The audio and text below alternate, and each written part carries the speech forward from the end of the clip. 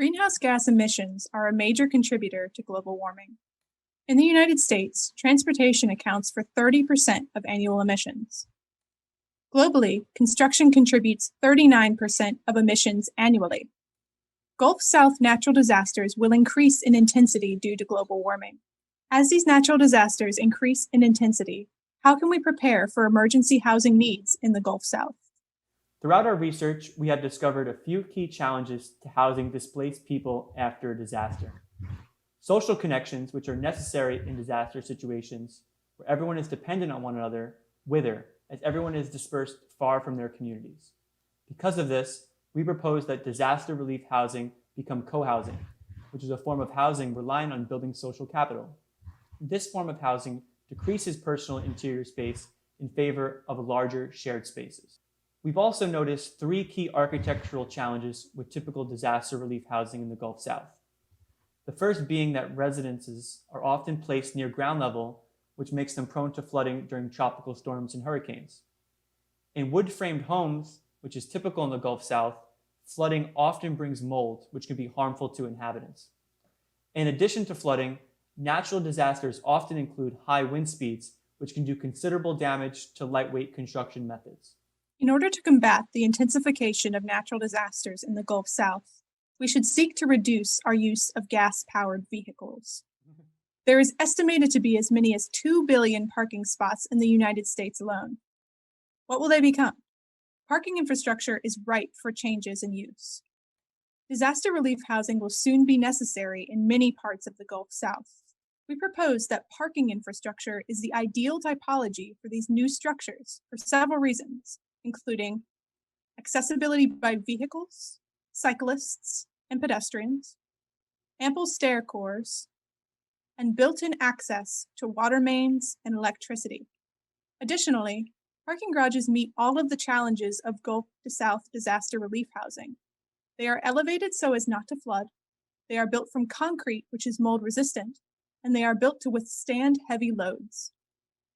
Parking garages have some typical spatial adjacencies that are beneficial in disaster housing. They are often close to large communities, which helps people to find shelter near their social ties, and they are often near hospitals, which can be necessary in providing medical assistance during disaster situations. There are several different types of parking decks, and each have differing parking configurations and sloping surfaces. This brief survey shows some of the parking decks located in New Orleans. For the purposes of this project, we focused on the central two-way ramp typology as it has a high flat to ramped ratio, and we began to imagine a communal space on the central ramp. To bolster efforts to combat global warming and to offset the embodied carbon existing in concrete parking structures, and to go towards achieving net zero energy, we suggest that these housing structures be built from Southern Pine CLT. There are 2 new plants in the Gulf South that are planning to use Southern Pine. These plants are within 300 miles of some of the cities worst hit by natural disasters in recent years.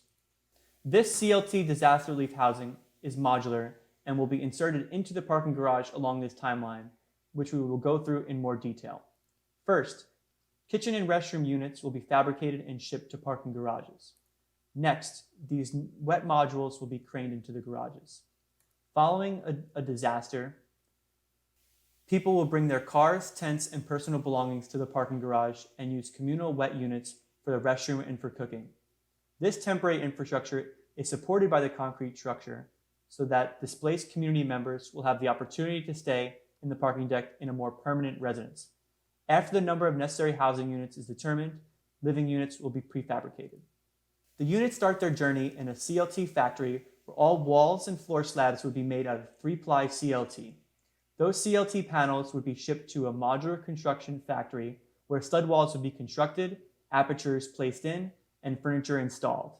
Due to their small size, one of these units could be fabricated very quickly.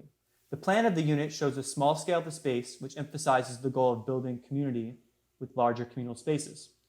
There is not a kitchen in the units to foster relationships between residents and reduce the size of the unit.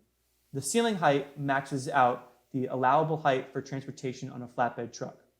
A transom window over the front door allows additional light into the space. One living unit consists of 2 C-shaped sections and uses 589 square feet of CLT. Adding a window to the bathroom does not equal waste. Panels are cut, split, and rotated to create voids for a window on 2 separate units.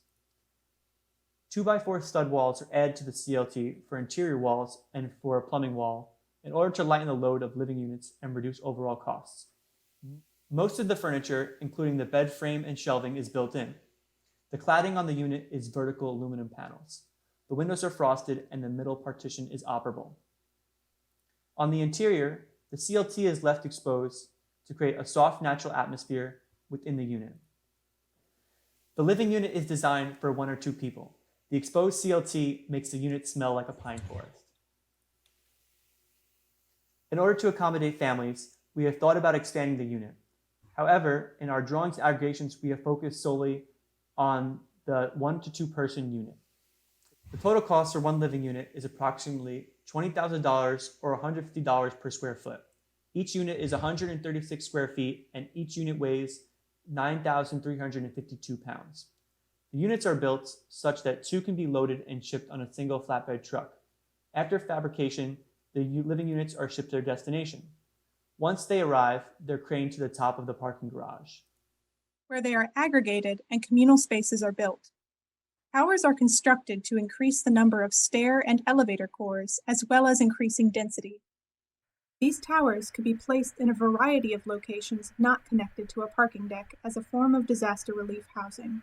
Once the people displaced from the disaster either move home or up to their more permanent unit, the parking garage may be returned to its original use, with the living units on the roof. In the first floor plan on the roof, the units are aggregated in a snaking, single-loaded corridor with wide hallways that allow for front porch-like community interaction. Communal kitchen and living spaces are interspersed throughout the complex and adjoin communal outdoor courtyards. At the center of the aggregation, the central ramp is filled with soil and becomes a large outdoor communal space with plantings. A ramp is cut through the soil, providing access to the rest of the parking garage. With this route, cyclists could bike through the entire structure from their homes to the ground level. Stairs, elevators, and a long ramp allow for access to the second story of the aggregation. Voids are cut into hallway floor slabs to allow for light to enter the floor below.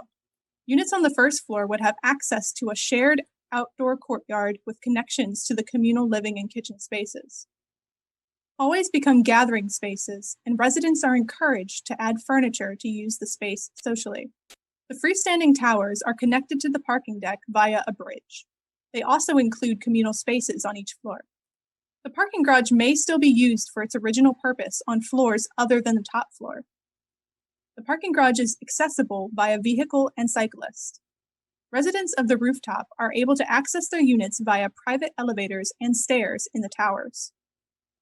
Elevators and stair cores in the original parking garage are also extended, and residents can use this as a mode of entry as well. Once the units are craned into place, the insulation and cladding are placed continuously on site. Planters are added to delineate outdoor space between the units.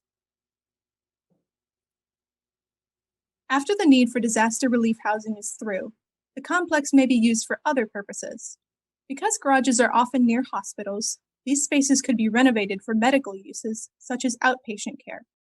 They could be used for dormitories, since many universities have parking garages. They could also be used for a myriad of other housing needs. Greenhouse gases are causing global warming, and our reliance on automobiles is decreasing. As a result, parking infrastructure will be less necessary in the future, while disaster housing needs will be increased. These ideas combined have led us to the conclusion that parking garages and parking infrastructure is the ideal typology for disaster relief housing, and that mass timber is the ideal building mechanism.